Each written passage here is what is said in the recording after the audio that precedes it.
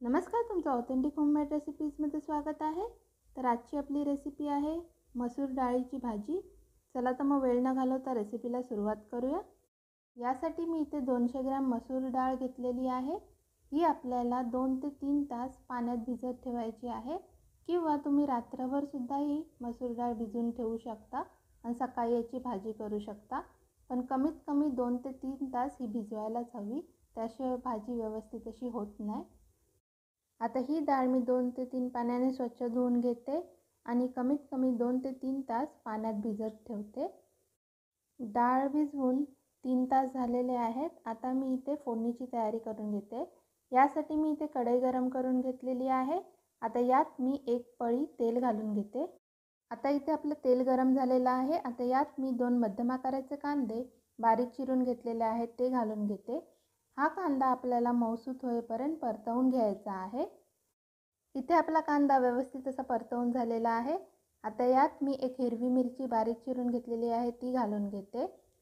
1 मोठा टोमॅटो बारीक चिरून घेतलेला आहे तो घालून घेते।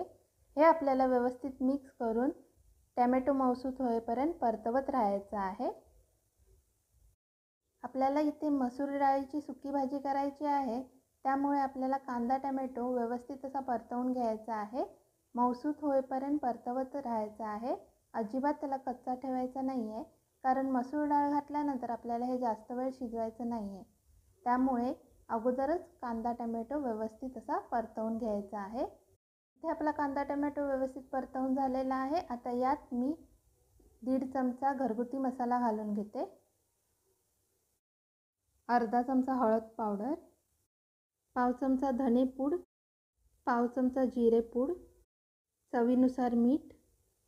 हे सर्व आपल्याला व्यवस्थित असं मिक्स करून घ्यायचं आहे आणि 1 ते 2 मिनिटं हे परतवून घ्यायचं आहे। आता यात मी जी आपण मसूर डाळ भिजवून घेतलेली होती ती घालून घेते। मसूर डाळ फक्त घालून घ्यायची आहे, त्यातलं पाणी आपल्याला यात घालायचं नाही आहे। त्यातलं पाणी काढून आपल्याला ही डाळ यात व्यवस्थित अशी मिक्स करून घ्यायची आहे।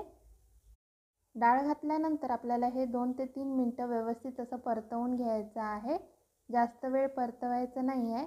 इथे आपली डाळ व्यवस्थित अशी परतवून झालेली आहे। आता यात मी कोथिंबीरीची पाने बारीक चिरून घेतलेली आहेत ती घालून घेते। ही पाने घालून आपल्याला व्यवस्थित असं मिक्स करून घ्यायचं आहे।